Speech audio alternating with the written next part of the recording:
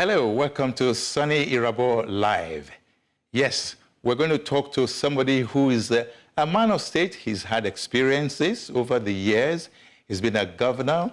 He's a member of the National Assembly right now. And I need to find out from him what he thinks about the goings-on in the country today. State of the nation, security, economy, you name it. We're going to talk about everything within a short spell of time. But anyway, just help me welcome distinguished Senator Ibrahim Turaki. Well, Your Excellency, you were Governor of Jigawa State, so I should say, Your Excellency, welcome to the program. How are you today? Well, I'm just a humble Nigerian, yeah. You're welcome. Okay, so now, let me throw certain things at you. The state of the nation, starting with security, is almost like anybody is going out. The taxi that brought me, for example, was going to go to Ilorin tonight, and I said, God go with you. You know, in my mind, I was saying, why is he traveling in the night? Well, it used to be easy for us, but now I don't think so. What do you think of the state of the security of the country? I still travel at night, first of all. Travel at night is even safer. And I remember I went to Sokoto, Zamfara, then I drove through, when I reached Zurumi, they told me, the military people told me to go back. And I said, no, this is Nigeria, I will not go back. So from Zurumi to Jibia is 52 kilometers. Okay, on my right side and on my left side, I have 2-3 people on motorcycles holding AK-47. Oh. And then all the electric cable on the pole had been removed. They have burnt all the approach on both sides of the road, and the road is very nice, no pothole. So for 52 kilometers, only myself, my driver, my wife, and people with AK-47. And I passed through them. They didn't tell me any of them, and I didn't tell them anything. I was the only vehicle. And then after I have reached Jibia, then Katuna, I went to my farm in Kazaria, and they sent somebody to me. They said they are aware that I'm the one, I'm a good man, and that they allowed me to pass. Whoa. So I was surprised. It means that the security people who stopped me, the military people, told them that I am passing through that area. And you know, it's an area which used to be part of the route for cattle flying people. Before you see 10,000, 5,000, 3,000 cattle passing on that side.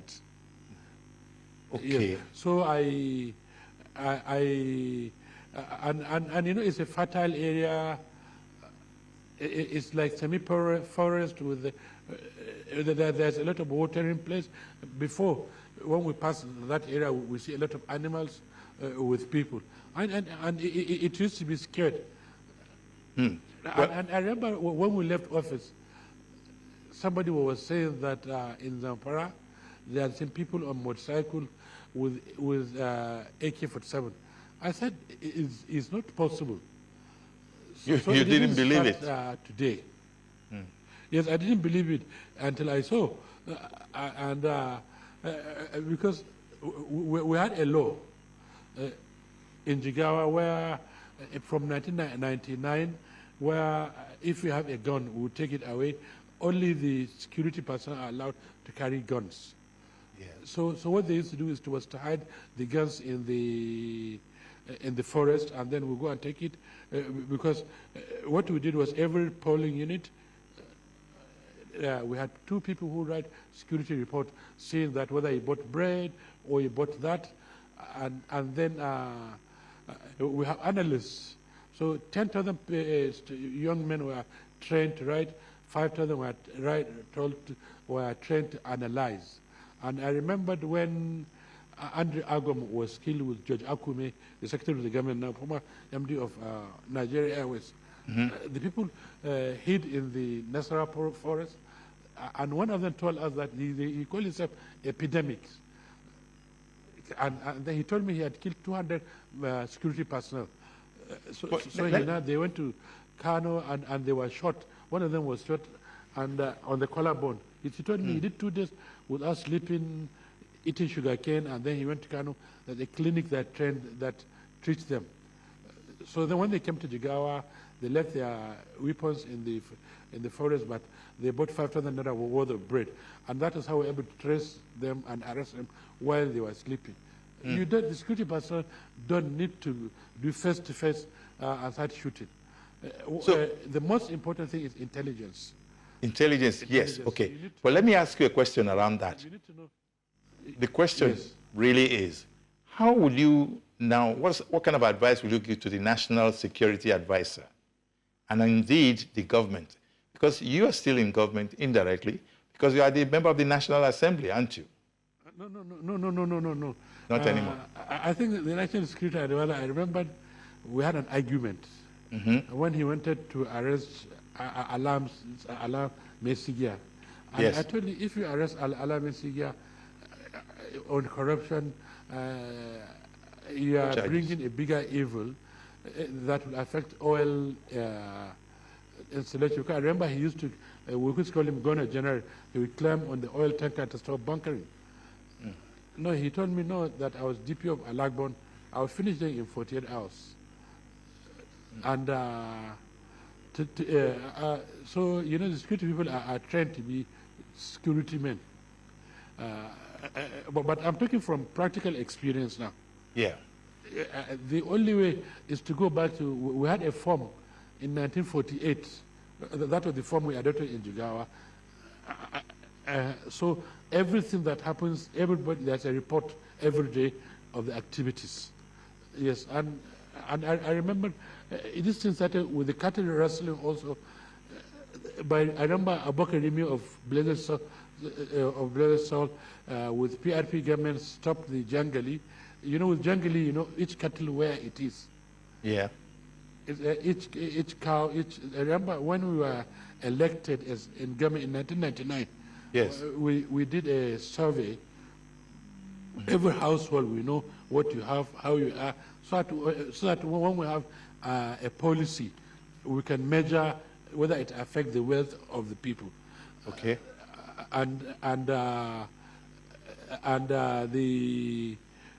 It worked, because I remember when there are the census, there are only 15 people different between our census and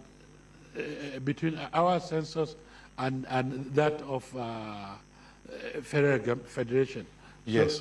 So it means our data analysis is correct.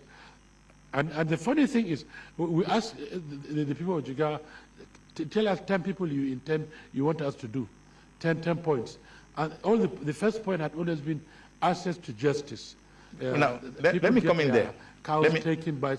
Yes. What you said there is something that is very interesting for me, which is access to the people.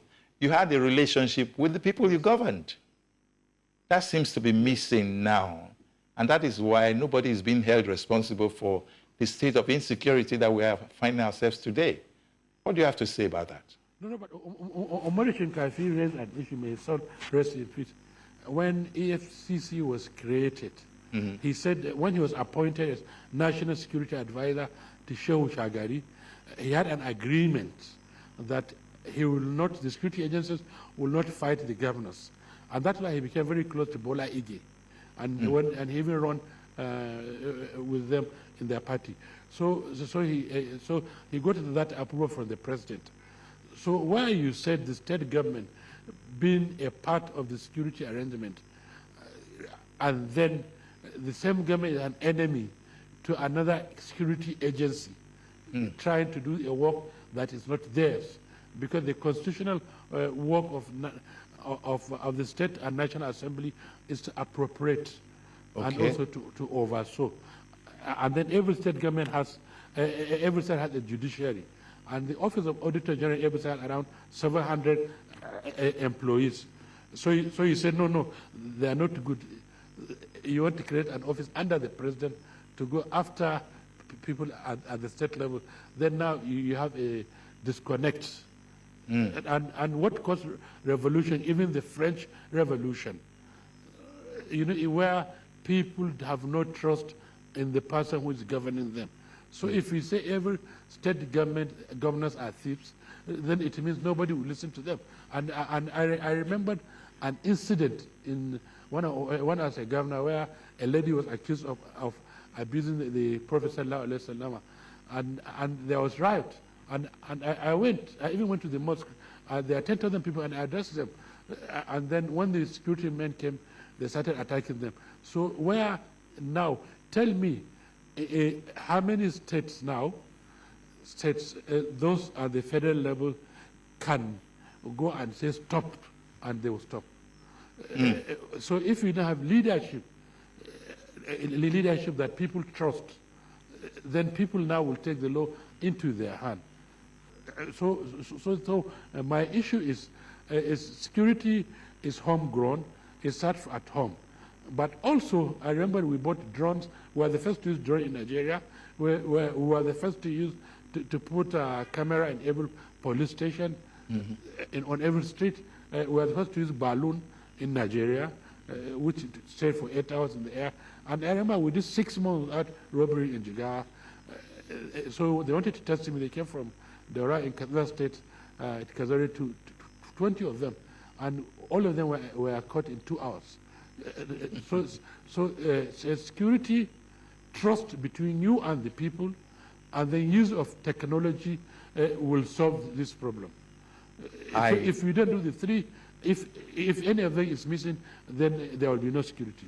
What I'm hearing from you now, even the famous Che Guevara went to Bolivia to help them, and they said, "Look, our gods are not giving milk because they are gods," and they gave him up to CIA. Yeah. So you can't do a revolution top down. Senator, You can't what do I'm hearing, government top down. It has to start from the bottom. the bottoms up, yes.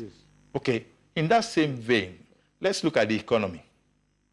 The security and insecurity, we're looking at it very dispassionately, and from what you have said so far, the people need to they need to earn your trust as a leader, as it were. What about the economy? How does the economy work with the kind of people, because the way it is now, I had an interview with Professor Scott Mwakbo, who said the middle class was all gone because of the way the state of the economy has become. What's your take on it? No, I think, you see, me, I don't like talking about problem. I always like talking about solution. Solution, beautiful. What's your position? Yes. So my solution is, there are 3 areas which we tend to overlook. Our biggest problem is we waste too much time going to the World Bank, going to IMF. Borrowing money. President Clinton told us that, look, the Wall Street has over $80 trillion. Why would somebody with $300 billion end poverty for 5 billion people? Let me ask you. So our government keep talking about World Bank, so I think time has changed. We need to look at just the way we are looking for money. Money is also looking for where to go. So we should attract money. I know pension funds. Yes, pension funds are there for 35 years. In Japan, that's why they had quantitative easing, because they were at 0 interest. So for us to do that, we need to create business environment for those money to come for 40 years, for 30 years, 50 years. I know a fund that does shopping mall for 50 years. Let me see. There's something I need to bring up here, which is from, you were a governor of Jigawa State, then you became a senator. That means in administration, you were able to relate with the people you governed. And at the National Assembly, you were also able to, influence laws. Nigeria was something for a long time. Now we're threatening to be, God forbid, nothing. What is your advice? Since you love to provide solutions, can you, for example, using Jigawa as your governor? I can give you 4 examples. Okay. Okay. One, we started working with Victoria's Secret so that we can do lingerie for experts like Bangladesh and others were doing. But for you to do that, you needed fiber optics, you needed ICT. So we had an ICT institute. Okay. In Jigawa. So when the GSM, I remember the NATED was gave contract to Alcatel to do for 500 million euro. And then I went to the president and said, no, Morocco had done spectrum auction. Why don't we do the same? So he said I should write him a letter. I wrote him a letter, a paper, and then there was the auction done. So before the auction was done, we trained 13,000 students with kids from University of New York and Singapore, so that they can do exchanges for GSM. And now if you go to most of the data manager, even in US Embassy or anywhere, you meet those students. So at least 9 of them are advisors to the president. Coming out of a program, you have NIDA that came out of Jigawa's program. So then they were abusing me. They said somebody from cattle area is looking at ICC. Today, I have become a prophet because everywhere I go, I see the people that have graduated. So my preaching now is simple. Computer language is Boolean algebra 010. It's not English language. But an Indian man starts his program in Indian language, Chinese in Chinese, Arab in Arab. So why don't we do programming in Yoruba, in Igbo, in Hausa, in Ijo? The only way to do it is for us to create a dictionary that would work with the, now AI is even easier, that would work with the computer language. So we can teach somebody in Yoruba to do programming in Yoruba right from the child because it's his first language. It doesn't matter because the computer language is not English. So if we do that, then we will have many, we will be now the next leader in ICT. Nigerians are very ingenious. Even without that, you have 5-10 million Nigerians who are graduates in mathematics and sciences. So they can be doing programming now for health in the United States. Remember the form and IRS, they spent 400 billion doing that. So these are things that are possible. Okay. Are possible. Okay. In the whole of Africa, there is no chip factory. Only Intel now said they are going to do it in Israel. That's Middle East. So why don't you have one in Nigeria, even though it's $30 billion minimum? Why not? Exactly. Okay, we'll just take a short break. We'll take a short break. When we get back, we'll be looking at lawmaking.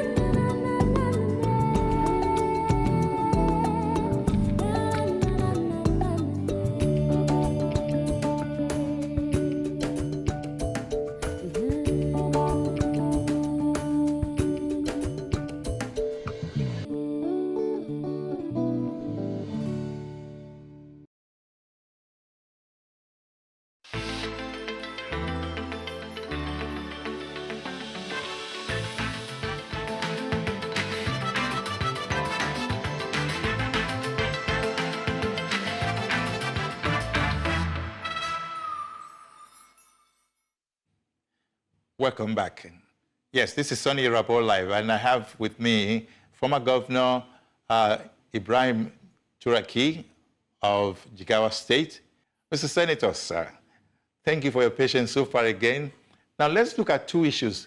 Your access to governance through the presidency, how is it going? And is there a kind of relationship between the three tiers of government, judiciary, legislature, and the presidency? I think President Obasanjo answered that question before me. Because you see, after the independence, the legislative arm and the executive arm were one, which was the parliamentary system. Yeah. So when Iransi came, they abolished that. The Supreme Commander or the Supreme Military Council, and even under Gawan, the executive are also the legislative body. You still have the judiciary. So the same with Murtala Mohammed. When Shehu Shagari came, that's when the presidential system came. But there was a strong party system. But after that, it went back to a long military era. So now you have the legislative arm being an apron of the executive, and then the electorate don't care about what law you make. It's how much you can affect their community. So there are a lot of ways in trying to do community projects. But what I thought we should do, before you cut me on the other one, is, you see, if I'm going to Lagos, I need to go by air or a big auto route. Okay, so like Al Gore was saying in the super highway for ICT. So there's a lot of money on the super highway, but there's small money to stop poverty. After all, now how much has Ukraine got from America? All over 300 billion. That's the whole budget of the World Bank. So we need to create with our population a working system whereby even if we make good law so that everywhere can be attracting international money together with local money saved, especially in the pension industry. A house I bought, let's say, for 8 million in 1995, today is worth 5 billion. So if we put pension money, I'm an actuary. In 2001, we started the contributory scheme, even though the PENCON had differed now a little, because our own is final salary. So it doesn't matter how it is, but this one you're looking only at the basket of the final contribution. That's why the military, like Dambozo was telling me as a general, he retired at 1 million and now he's getting 300,000. So they opted out. The military opted out. Now the police also want to opt out. And I warned the police. I even addressed the IG and others and said you need to change it, and they didn't hear. And now the police are saying they want to pull out.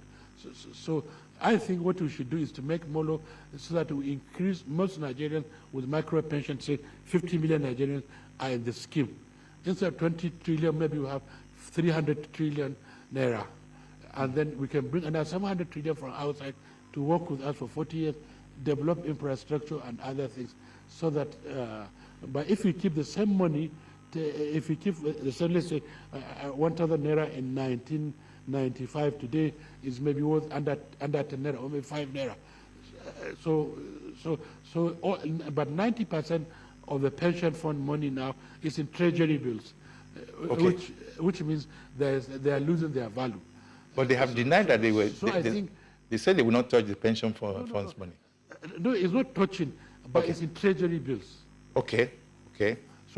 So a house you bought in 1995, the value will have increased. Billion. Today it's 5 billion. So if you put in the treasury bill, even if I'm getting 20%, 1,000 naira in 1995, I can extrapolate as an actuary will be worth 10,000 naira today. So which means if I put 8 million naira, maybe it will be 20 million or 30, but the house is 5 billion. So we need to put 70% of our fund in long-term infrastructure, or like Chile did, to put 40% in, let's say, Swiss franc or US dollar, a stable currency. Because our currency in 1995 was 18 naira, today is 1,450. So you have lost a lot. So if you are only putting in treasury bills, you are missing the point. And this is what I think the minister was trying to explain. Yeah. But he's not an actual. Let me step in there because we have very little time left. Yes. What's your advice for the presidency, because they're in charge of everything now? What role should the National Assembly play for the presidency to listen, and then they can carry the nation forward? You only have 2 minutes to answer that, please, sir. No, but I saw Total saying that there is 6 billion in 2 oil fields in Angola, which they wouldn't do in Nigeria because Nigeria keeps changing legislation. So I will ask you the other way around. The National Assembly should stop making too many laws. They should go on their oversight function. Because oil companies are complaining. No, long-term capital is for 40 years, 50 years. So if every 5, 10 years you have a new law, or every new government or new governor will cancel agreement of the former governor, new president will say the other ones are thieves. So I think it means the National Assembly is not doing, it is oversight function. It should be more on the oversight than making too many laws. Okay. Thank you very much, distinguished Senator. I really appreciate the fact that you were able to squeeze some time for us. Thank you so much, sir, and God bless you. Thank you very much. Thank you. Right, this has been Soni Irabor Live, and yes, we've heard a lot of things from the Senator today, who was formerly a governor as well, and we know there's so much to do that can bring Nigeria forward, but what role can you, the individual, play? Well, we'll be able to find that out. In subsequent editions, we'll talk to some of our new guests thereafter. Welcome to Soni Irabor Live. Well, the second edition of our Zoom conversation has to do with a man who is in the diaspora. He's a cultural ambassador, and he's going to look at Nigeria in 1 year of Tinubu's administration. And of course, the recent change, believe it or not, we now are back to the national anthem of yesteryear. That was 1960 to 1978. Now it's 2024. We're back to it. However, we'll be looking at everything holistically. And then, of course, let me just welcome Ambassador Joe Ehigiamusoy. How are you, sir? You're welcome. Thank you very much, sir. It's a pleasure to be with you on this wonderful platform. Thank you. Now, we're going to, because we have less than 30 minutes or thereabout, but let's be honest with each other. How has it been with you living outside Nigeria? It's been a mixture of happiness and desired hunger to contribute my quota to the country of my birth. You still love your country, though? Very much so. How do you find the current administration? It's 1 year old, and they just celebrated the 29th of May. Well, 29th of May is Democracy Day in Nigeria, which we're all very familiar with. 1 year down the line since President Bola Ahmed Tinubu came into office, I probably might want to differ in certain areas with the general public in terms of how his administration has fared. Obviously, people will have their own diverse impressions, opinions about it, but I think, he's moving in the right direction. All these things in certain areas might be rushed, some dragging feet, but overall, I think he's making some strides where others have failed to do same. So overall, I think his administration is one in the right direction. So on a bar of 1 to 10, if you like, 1 to 100, depending on how you want to look at it, where will you place Tinubu's administration in the past 1 year? In the past 1 year, I'd probably be saying 50%. 50. 50%, that's me, because he has made some steps and there are a lot more that can be done, That's why I'm kind of stuck in the middle. So say 50%. Okay. Well, when you look at how the ordinary Nigerian has fared against the backdrop of the naira dollar, exchange rate, how would you see it? I know maybe from what you hear about us Nigerians saying out here, since you live in the diaspora, but what's your take on that? I live in the diaspora, but I'm still a homeboy.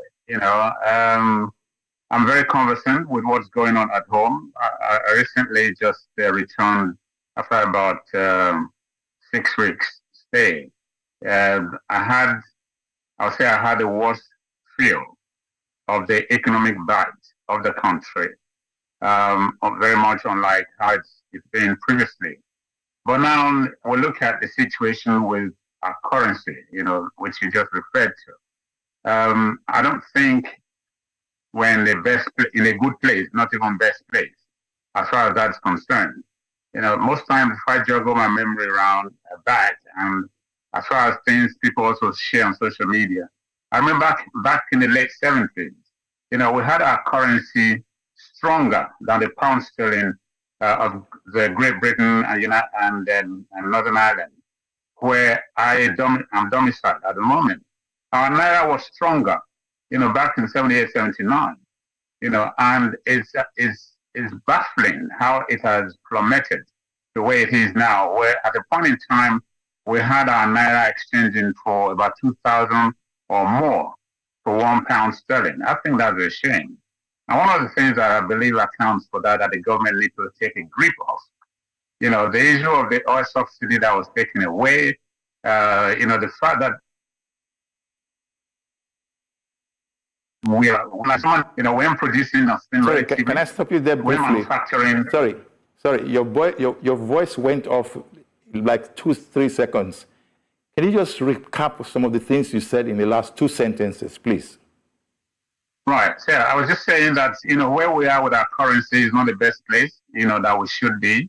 I said at the time, our currency was that weak that we, almost had exchange rate in excess of 2,000 naira to a pound sterling, which is a big shame, albeit is gradually clawing its way back. And I said, to my understanding, one of the things I believe accounts for all of this is the fact that Nigeria as a nation sort of accounts for herself as a consumer nation.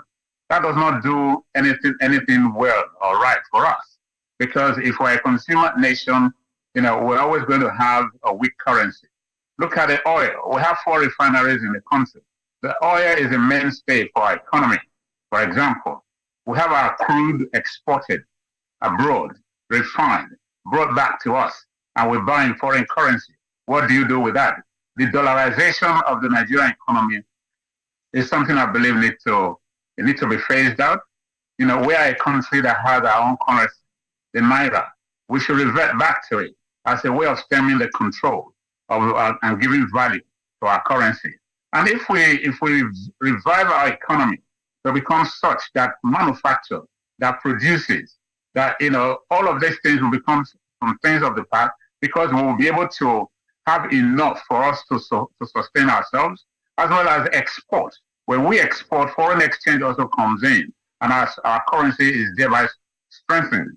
So the fact that we don't do any of that at the moment, I think is one of the things that accounts for the weakening of our naira, and as making life intolerable, difficult, hard for our people that are really very, very impoverished at the moment.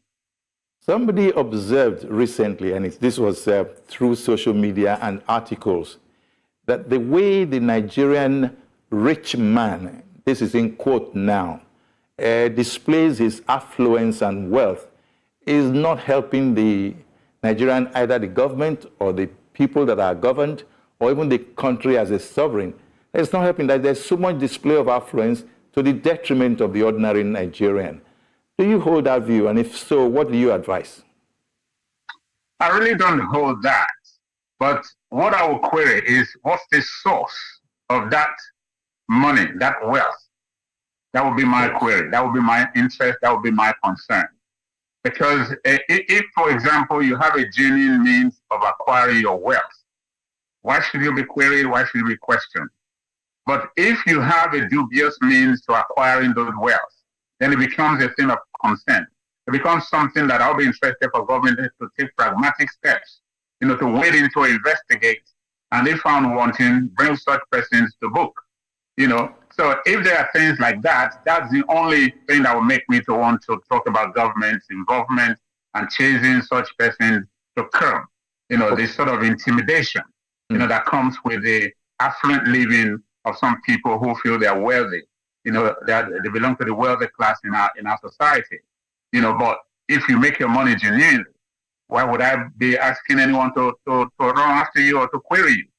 So, but we also know that our society is very pervaded with, dubious means. Unfortunately, the truth has to be said. So if you ask me, the organizations such as the Economic Financial Crimes Commission, the EFCC, they should be doing due diligence, to how these things are traced, monitored, and if need be, you find anyone wanting, not being vindictive, not going after political enemies or what have you. Do your professional job. Do your job professionally.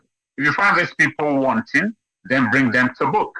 That will serve as deterrent to others in the wider society. So that will be my take on that. Okay. Let me take you up on something that sounds like what I understood from what you said. What of those who are in government or who have government appointments? They become very rich, and they leave government richer than they came in there. Nobody questions them. Well, there have been cases of EFCC pursuing a few of them. Do you have any take on that? What do you have to say about that? Well, exactly the point I made, because in my growing up days back home in Nigeria, if I come home with something my parent knows that I don't have the means of affording it, then they go, almost berserk and questioning, finding out where did you get it from, how did you get it, and how could you afford this? Those moralities seem to have gone out of the window. So what I'm saying is, as far as the government, which is the biggest referee in all of this, we're in this society. And also back then, criminality and crimes are far-fetched, not like it is today now. Every community, everyone looks after the other. Everyone looks out for the other. If suddenly I come home with a Lexus Jeep, for example, and I'm a student, or I've just started working, people are going to raise eyebrows as at that time. But today nobody cares. We find people sourcing money through different means. Those in government, they come back to your question. This is what I'm talking about. Before you become a local government chairman, you were like, you could not afford even 2 meals, let alone to say square meals. And suddenly you become a local government chairman, then, you have fleet of cars, you have buildings everywhere, you travel abroad, like you go from your house to the nearest local market. All of this goes unchecked. So the government of the day have a responsibility to checkmate, to investigate some of these things. So if someone comes into office, for example, get a government appointment, whether local, state, or federal, and suddenly it becomes a turnaround in the way of life of this person. Acquisitions of properties, cars, spending money. The way of life is completely changed. Why would the government sit there and just allow that to be as though it is a normal thing. So if we have organizations such as the AFCC, for example, like we mentioned, those are some of the things they should be prying into. Trying to find exactly what sort of miracle has happened. People talk about, the days of manna fall from heaven. Manna never fell from heaven one day. So neither would you say, because he's now in government, is justifiable that what he has is genuine. Just go on your investigation and find out the source of this wealth. Okay? If you find and discover that it is genuinely acquired, then so be it. But if you find any smoke in the person's cupboard, then you must go after such person. Find it out, investigate it, and to the very extent you need to go to, and establish whether this has been ill-gotten wealth. And once you establish that, such persons must be brought to book, and also must be heralded, showcased, and made a spectacle of for the general public to know that this is this person, this is the source of the wealth, and the government is against it, and this is what we're doing, as a deterrent against it, so that others not just find it easy, so that when they get in there tomorrow, they emulate similar approaches and fraudulent ways of acquiring wealth. Thank you. We'll be right back. When we get back, we'll be discussing the change to the national anthem from new to old, and then back to, how do I put it? From old back to new. That's how it is. Nigeria will hail thee. And then, of course, we'll be also discussing the Nigerians, the fate of Nigerians who were sent packing in a university in UK. What happened to them? How were they salvaged or saved? And I hear the federal government tried to intervene. But anyway, we'll be back after the break.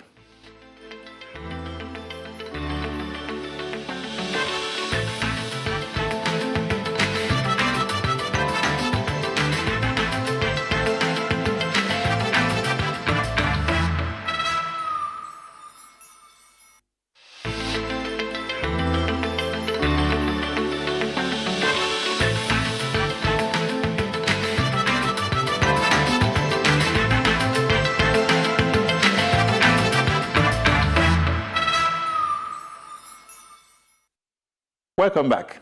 We're on to Ambassador Joseph Ehikiamusoy. Well, Ambassador, thank you for your patience so far and your answers so far. Well, I like in your background, I'm seeing the federal government, the Nigerian flag and the British flag. Okay, national anthem of Nigeria was 1960 to 78, and it was Nigeria, we hail thee. Then from 78 to maybe yesterday or the day before, arise, O compatriots, right? Okay, now we're back to Nigeria, we hail thee. What's your take? Well, perhaps the timing is what people be querying, if you let me. I was very young back in time when it was adopted, composed by Lillian June Williams in 1960. I wasn't born exactly then, but a few years down the line after that, I came to Planet Earth and met it. So it was really good for us at the time, if you let me. Nigeria, we hail thee, our own dear native land. Through tribe and tongue may differ, in brotherhood we stand. Nigeria's our part to serve our sovereign motherland. Our flag shall be our symbol, where truth and justice reign. In peace of battle, honor, and this we count as gain. So hand unto our children our banner without stain. O God of all creation, grant this our one request. Help us to build a nation where no man is oppressed. And so with peace and plenty, Nigeria may be blessed. Amen to that. Okay? So it's something that I grew in, an anthem that I grew into at that time. And it lasted for about 18 years, from 1960 to 1978. And there come Arise of Compatriots from that time up until this 2024. People argue differently. But for me, I don't really think, I don't attach too much difference to the Nigerian national anthem thing. What bothers me more is, how is Nigeria affecting Nigerians? How are Nigerians faring in the present day? Look at us from 1960 to now. If you look at it, a child born in 1960, you'll probably be looking at 64 years or thereabout. And that is a fully matured, worked, and possibly retired Nigerian. Can that person be proud of having lived all these years, served the nation, studied, went to school, worked, retired, pensioned? Can that person be proud as a Nigerian? These are things we should be looking at. The federal government rushing, this whole change into law or whatever, I don't think is a priority at the moment. One of the things that will take me back to say my score for the present administration might not be top notch because there are loads of misplaced priorities in government today, right? So I don't really see it as an issue. I see it as a misplaced priority at the moment because even with all of this done, there was no consultation with Nigerians. You just talked about National Assembly coming together, blah, blah, blah. National Assembly members, they are constituent representatives at the National Assembly. The people sent them to the National Assembly to do XYZ for them, believing that they are effective representation of their needs in whatever constituency they belong to. So going there, is it to rush through national anthem? That's the priority. Even if you want to do that, what time have you factored into consulting with your constituents before you make this change? Is it really something that matters to the people? Is it something that your constituents want at this time? So you can see why I'm saying that, our current administration or even previous ones, they are not doing the biddings of the people. And it's a big shame. I was just reading recently that Nigeria's economy is now the fourth largest economy in Africa. A country where Nigeria claims and parades herself as the giant of Africa. That must be a sleeping giant. Nigeria has always maintained the number one strongest and biggest economy in Africa. Sometimes when things go here and there, South Africa, the battle is out with us, and then we relinquish number one position to South Africa. But to say we are now the fourth in the continent of Africa, we should be ashamed from the top to bottom. We should be ashamed. The governing structure, even the people that fail to hold government to account, we all should be ashamed of all of this. So it's not a good place to be. It's not the right thing that's happening to Nigerians right now. So national anthem, for me, is a list of worries, the list of concerns, a hugely misnomer of an activity to be undertaken by Mr. President and the members of the National Assembly, if you ask me. Okay, now let me take you to your UK right away. Nigerians in the UK, in a particular university, were stranded because the naira devaluation against the dollar and indeed the pound made nonsense, as it were. That's my paraphrase now, of the value of their money in the UK, to the extent that they were asked to leave the university. A group of students. We now hear that the federal government, Nigerian federal government, has tried to intervene. What's your take on that? How do the Nigerians in the diaspora react to that issue? We're very saddened. We are utterly disappointed that something like this is happening. Nigerians are one of the most traveled people in the world. And I'll narrow it down to Edo people are even more widely traveled in the world. Okay, and if you look at what the reference point you're making in terms of, students, foreign students being asked to return back to their country because they are unable to afford, their tuition fees, their school fees, university fees, and all of that, is a big shame. I made mention of 1978, 1979 earlier on. Then we had Nigerians who travel abroad, some on scholarship, some they travel here to study and their fees are paid from home. That was when the economy, although it wasn't the best at the time, but that was then when the economy was also good. This whole development of Nigerian students in the UK being restituted or being asked to leave because they cannot afford their school fees, and government attempting to wade in and help to salvage the situation. It's a big shame. This is like medicine after death. For example, these students, they made their way to UK in the first place, to try and acquire, better degrees. Nigeria is a nation with so many federal universities, private universities, in the country.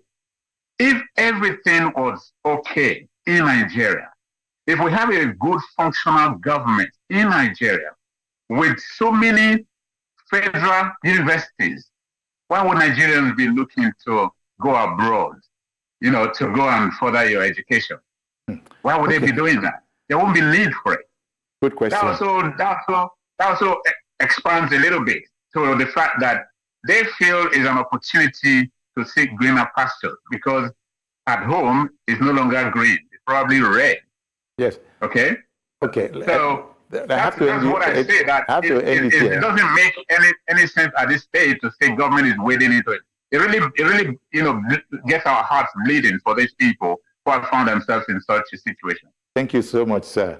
I've been asked to round off because time is so tight for our program. But in 30 seconds, what's your general advice to Nigeria, the leadership, the followership, anywhere? Well, I think Nigerian government as an institution need to engage the Nigerian people. They need to recognize how much poverty is in the land. They need to put up structures that can address some of the basic needs of life. Accommodation, food, shelter, those kind of things, right? Somebody cannot be serving in working as a civil servant, for example, and what you earn cannot take you to work or bring you back home. You're talking about 60,000 proposition as national minimum wage for those who even have the job. Over 70% of Nigerian youth, they are jobless. Everyone is looking for alternative means to survive.